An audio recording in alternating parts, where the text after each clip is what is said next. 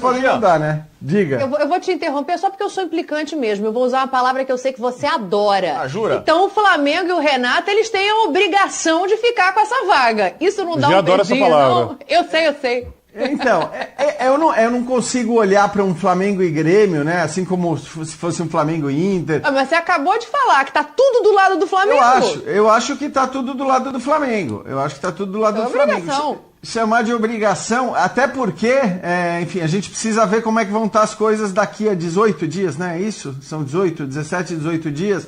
Se vai estar todo mundo. Mas eu acho que assim, se o contexto fosse hoje, Dani, um jogo amanhã e o jogo na outra semana, sinceramente, acho que as chances do Grêmio elas seriam mínimas mesmo. Hoje seria assim. Jean, fala. Eu entendo essa explicação, é lógico que ela é a mais plausível possível pelos momentos e pela bola, mas tem dois cenários, pra mim, que eu tento enxergar do lado do Grêmio, porque o Grêmio, primeiro, na minha visão, ele tem um bom elenco, um bom time, que não está acontecendo, é verdade, mas não dá pra descartar.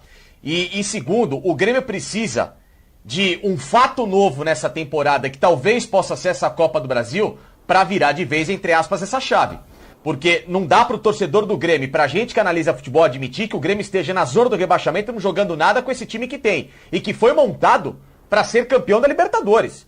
Com esses investimentos pesados, Rafinha, Douglas Costa, é inadmissível o Grêmio estar onde ele está. Então, diante de um bom time que ele tem, dessa oportunidade única na temporada que ele tem agora pra título, que é a Copa do Brasil, e por mais que haja um favoritismo no Flamengo, ou ele entra de cabeça e os jogadores se fecham ao ponto de tá na hora de fazer frente a um grande adversário e mostrar que esse elenco tem valor, ou então de fato ele vai ser decretado, na minha visão, caso tome uma traulitada pesada no Flamengo, candidatíssimo a rebaixamento. Mesmo estando na zona do rebaixamento hoje, eu ainda cravo que o Grêmio não cai. Cravo que o Grêmio não cai. Porém, dependendo do que acontece na Copa do Brasil, ou ele sai meteoricamente de um fato anímico pra, como um foguete, né, explodir na temporada até brigando por um título que seria improvável, ou então ele vai se afundar de vez. Então por isso que eu falo, é a última chance desse bom time do Grêmio mostrar que ele tem alguma qualidade na temporada. Não, eu tô de acordo em relação a isso. O problema é que nós estamos falando nos termos, o Grêmio precisa, o Grêmio tem que, o Grêmio deveria, né? Eu acho que esse é o ponto.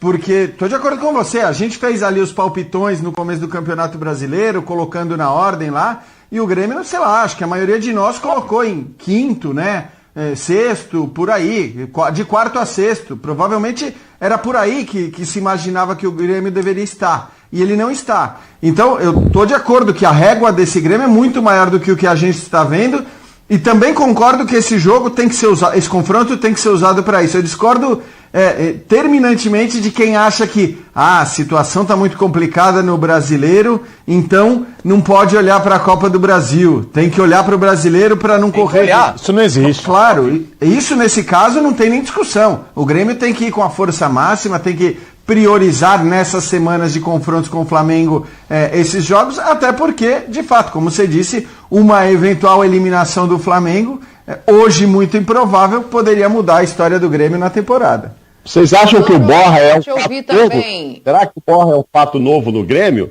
Será que ele pode melhorar esse astral? Já está inscrito, já pode estrear contra a Chapecoense, de repente o Filipão o encaixa ali e a coisa começa a dar certo e muda animicamente o time, né? A gente está falando de encontros daqui a 20 dias, praticamente, e aí, de repente, animicamente, a gente pode ter um outro Grêmio também, né? Com a presença do Borja, enfim, o Douglas jogando um pouco mais de bola, o Diego Souza recuperado, aí o Filipão encaixando o Borja e Diego. Enfim, a gente está esperando essa reação aí, que vocês todos estão falando do Grêmio, e eu também, né? A gente sabe que ele está onde não deveria estar. Então, assim, vamos aguardar o dia do jogo. Eu acho que o favorito... Mauro, eu fico pensando no Rafinha. Você foi no extremo, eu vou no outro. Pois é, então. Imagina a Rafinha jogando bem, e todo mundo jogando bem lá, né? O Fascicano estava dizendo sobre o elenco do Grêmio, e é isso mesmo, né? O time, se você olhar o elenco aí, tem muitos times que estão acima dos 10 na tabela, que não tem o Rafinha da vida, não tem o Borja que acabou de chegar, o próprio Diego, enfim, outros todos lá. E olha pro elenco do Grêmio, o elenco é bom. Agora não está jogando o que deveria esse elenco. Agora tem 20 dias para quem sabe... Melhor que o do Fortaleza, por exemplo. Exato, que está lá em cima na tabela e tal. E aí alguma coisa pode e deve acontecer com o Grêmio, né? A gente está esperando, o Filipão foi falar para isso, eles continuam contratando, fizeram agora essa chegada do Borja, para que alguma coisa aconteça, para que o time volte a atuar no nível que merece o Grêmio, o nível de respeito que merece o Grêmio. Então, o Flamengo, mesmo daqui a 20 dias não acontecendo nada de normal, como disse o Bini, que não deve acontecer, o Flamengo também vai estar aí nesse embalo do Renato. Mas poderá ter do outro lado um Grêmio um pouco mais animado, e aí a coisa ficar um pouco mais igual. Só isso que eu acho. Vamos ver como é que vai ser esse encaixe com o Borja aí, tudo bem, não está contratando o Pelé, não é isso. Não está chegando o Messi lá, que está dispensado e chegou. É o Borja. Mas pode dar uma cara diferente para o Grêmio. Ô, Vitor, você que gosta dessas coisas, né? Isso que tá aqui embaixo, ó, esse 5-0 aí, ele pesa mais pra que lado num jogo como esse, num encontro como esse de novo? Totalmente pro Grêmio. É um trauma da torcida, é um resultado marcante, histórico. E por mais Renato? O Renato... O que o Renato vai fazer? O Renato agora tá do lado do time que ganhou, né? Você disso, né? Exatamente. O ouro do 5-0. Hoje eu quero que 5-0 se dane, ele tá pensando isso. Eu tô no lado bom da coisa, né, Vitão?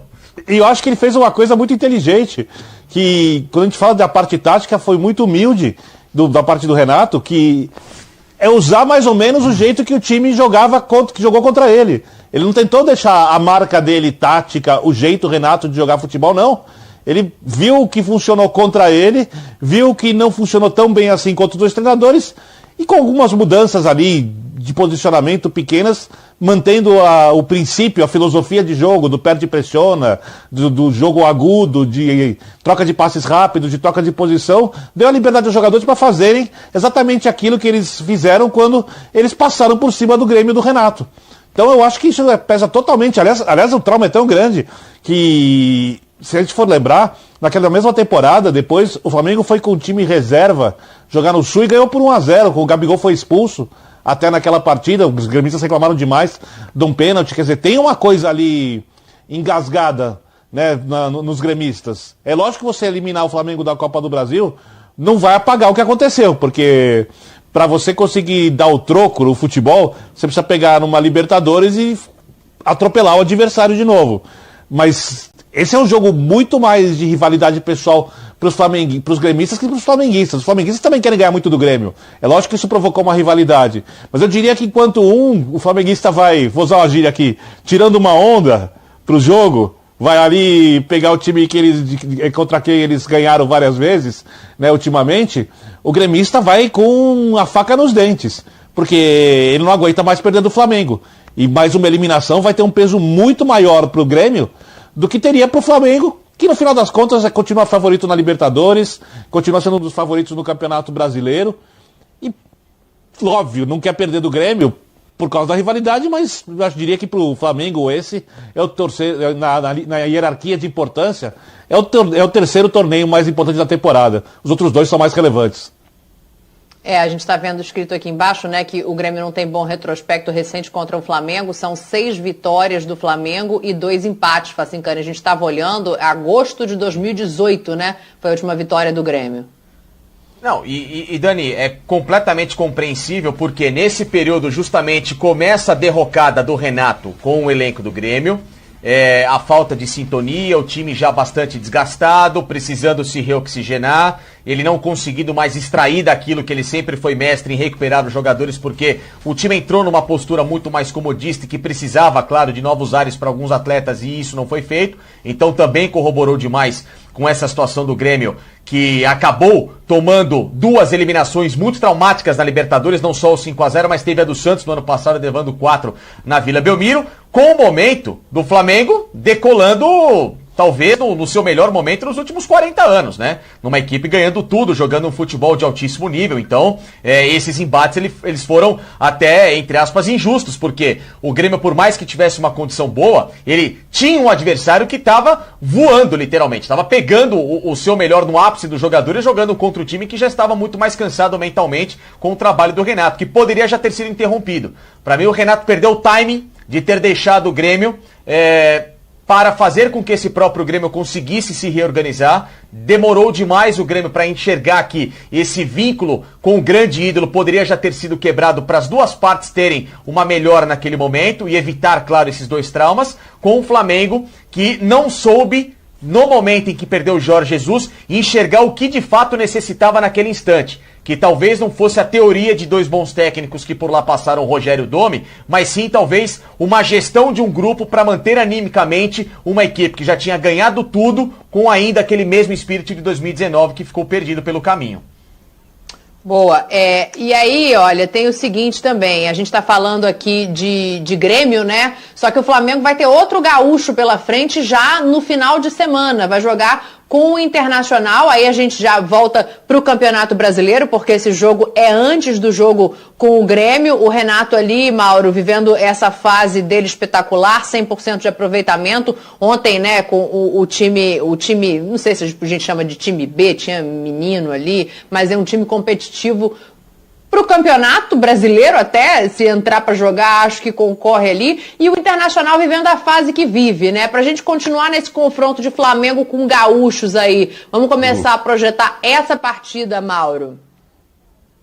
Não, para esse momento, né, de Flamengo e para esse momento de Internacional, acho que o único problema do Flamengo é continuar sem o Rodrigo Caio, mas ainda assim o Renato até tem aproveitado essas ausências do Rodrigo para dar moral para os zagueiros que ele tem, né?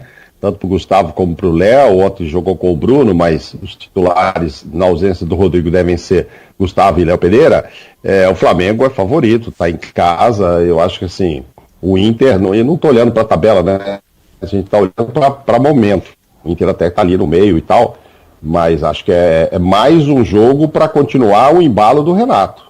Ainda mais que o jogo, independentemente de não ter torcida, é no Maracanã, que também não anda maravilhoso, né? Mas talvez não seja dos piores, mas é um outro gramado que também não está bom, né, no Campeonato Brasileiro, nem Copa do Brasil. Copa do Brasil, então, nem se fale. A gente viu lá o Santos, o que enfrentou pela frente. Mas, enfim, o Flamengo é favorito. Eu acho que o único problema, descansou o time. E aí tem um lance que vai ser legal, né? O Birner falou agora há pouco, e eu acho que eu falei algo parecido com o Birner ontem, dessa história do Renato não precisar mexer muito. Tem uma semana para treinar e tal, porque ele foi muito inteligente. É isso mesmo que eu penso exatamente o que o Birner falou. Olha, como é que vocês jogavam bem? Poxa, o que vocês gostavam de fazer lá em 2019? Era assim? Vocês tinham preparo físico para ficar lá na pressão? Tinham. Agora vocês estão bem de novo? Vamos pressionar lá em cima de novo? Fulano, você pode voltar, você ajuda aqui e tal. É isso. Não tem aquela necessidade, ansiedade nem vaidade. Eu não, eu tenho que mudar. Não, agora o Bruno Henrique vai jogar no lateral esquerdo e o Felipe Luiz é ponto. Não tem isso. Ele vai buscar o que estava dando certo. Eu acho que essa vinha sendo as conversas iniciais com o time. Voltou o Arão ali para o meio natural, acho que é natural. Era só dar moral para os zagueiros. Saiu o Gerson, que opção que eu tenho. Ainda vai ter depois um Thiago Maia melhor, e aí vai ver se será Arão e Diego mesmo, ou se o Thiago vai conseguir um espaço por aí, mas às vezes que não consiga, o time estava pronto, sabe? Aqueles 4 da frente é daquele jeito mesmo. Bruno Henrique com o Gabigol, Pedro, que me desculpe, eu tenho o chatão aqui para jogar, você é o chateado, você vai ficar de fora um pouco, e vou jogar com o Everton Ribeiro de um lado, a Arrascaeta do outro. Eu fechei. O que ele pode fazer, não, olha, o Arrascaeta jogava um pouquinho mais aberto, eu fechei, eu centralizei ele um pouco, e não sei o que, mas são pequenos toques. E agora ele teve uma semana para fazer isso. Então a gente poderá ter a oportunidade nesse jogo de saber assim, o que ele mexeu, aonde que ele pôs o dedo nessa semana, que foi a primeira que ele teve para trabalhar o tempo todo com esse elenco. Eu não acredito que ele pôs muito dedo, não, sabe? Eu acho que ele tem que reforçar isso, nessa linha que o Birner, que eu tinha dito ontem. Gente, vamos jogar como vocês jogavam. Para mim ele melhorou uma coisa, Mauro. Ele deve ter trabalhado muito bola parada, eu acho. Claro, defensiva principalmente, né? A defensiva principalmente, ainda mais não tendo de novo o Rodrigo Caio, né? Então isso aí ele pode ter aproveitado para isso. Mas aí não é uma mudança estrutural no time, né? Ele não pegou um cara, tirou de posição, ou inverteu a função desse ou daquele. É assim, gente, estamos tomando muito gol, isso é histórico, vocês tomam muito gol aqui, então vamos aproveitar a semana e posicionar a defesa, ok. E eu acho legal que ele lembra também sempre, e gosto quando os técnicos lembram do mérito do adversário, sabe? Ganha de 5-1 e toma um gol de cabeça, mas, pô, o adversário teve mérito de fazer aquele gol. Aí você vai, pô, de novo tomou um gol. Aí já começa a ver pelo copo meio vazio, né? Ô, de novo tomou um gol de cabeça. Pô, mas o adversário passou a semana inteira também treinando para fazer aquele gol de cabeça. Enfim, é isso que eu acho. Eu acho que ele não meteu muito o dedo, não, para não estragar, sabe, o doce. Não vou ficar mexendo muito esse doce aqui, não, que ele tá no ponto. Daqui para melhor. Agora, vamos ver. E vai ser contra o Internacional a primeira experiência de Renato pós uma semana de treino. Fala, Felipe, desculpa, o que mais que ele mudou? O que você acha que ele mudou? Não, imagina, Mauro. É que pra mim eu vejo dois méritos. O primeiro, ele reacopla um pouquinho mais a linha intermediária junto com a linha defensiva. Hoje está mais difícil circular por entre as linhas de defesa do Flamengo. E isso dá um ganho de mais segurança à zaga.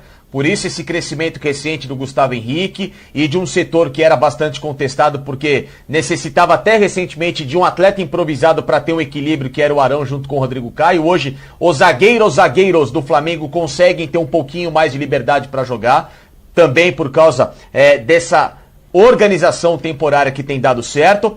E segundo, o Flamengo se tornou de novo muito mais agressivo pelo lado direito. O lado em que está o Everton Ribeiro, mas por quê? Porque quando ele muda a característica com a entrada do Michael e recuperando esse jogador, ele faz o quê? Com que os setores ofensivos dele se equilibrem. Ou seja, o Flamengo deixou de ser um time mais previsível pelo lado canhoto para ser um time mais equilibrado, como ele fez muito bem nos tempos áureos de um Grêmio. Um Grêmio que atacava muito bem pelas duas frentes, tanto esquerda como direita. Ele voltou a dar esse toque de ataque ao Flamengo. Então, ele deixa de ser um Flamengo que cortava muito por dentro na característica do Everton Ribeiro para ganhar uma outra frente. O time que também vai ser agressivo pela ponta direita com o Michael.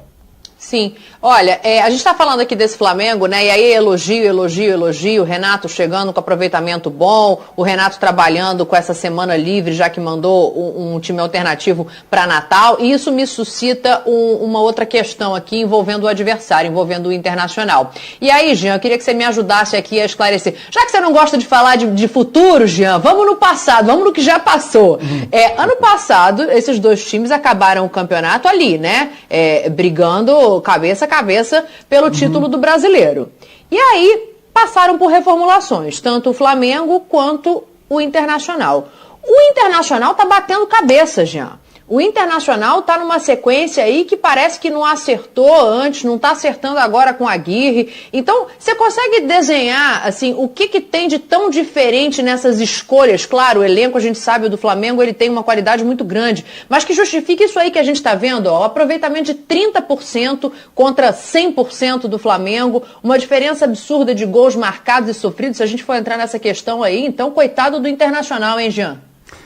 Pois é, Dani. Assim, primeiro só para explicar, não é que eu não gosto de falar do futuro, é que o futuro... tô brincando. Não, eu sei. Mas é que assim, o futuro há 20 dias, e eu tô introduzindo dessa maneira para te explicar o seguinte, o futuro daqui a 20 dias no futebol brasileiro a gente sabe o que é, né? 20 dias, de repente, o Flamengo que hoje só elogios, perde 2 jogos e as pessoas começam a discutir alguma coisa do Renato. E o Grêmio pode, como disse o Facincani, porque tem ótimos jogadores, evoluir até lá. Então, fazer uma previsão para daqui a 20 dias é difícil. Para o final de semana, não. Né? A gente estava até com a frase ali que pode ser usada no vestiário do Internacional, né? Como é que é? De equilíbrio, de disputa do título para expectativa de massacre, né?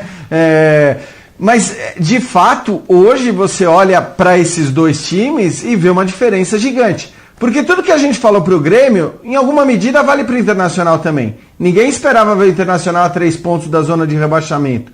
A maioria das pessoas esperava ver o Internacional naquelas posições, mais ou menos, que eu citei em relação ao Grêmio. E aí, respondendo a sua pergunta, eu acho que assim, o Internacional fez uma ruptura completa, né, na ideia ali do jogo, na ideia do trabalho, e tinha que fazer a partir do momento que resolveu que demitiria o Miguel Ángel Ramírez. Porque não faria sentido demitir um técnico como ele para trazer um outro, né, com as mesmas ideias dele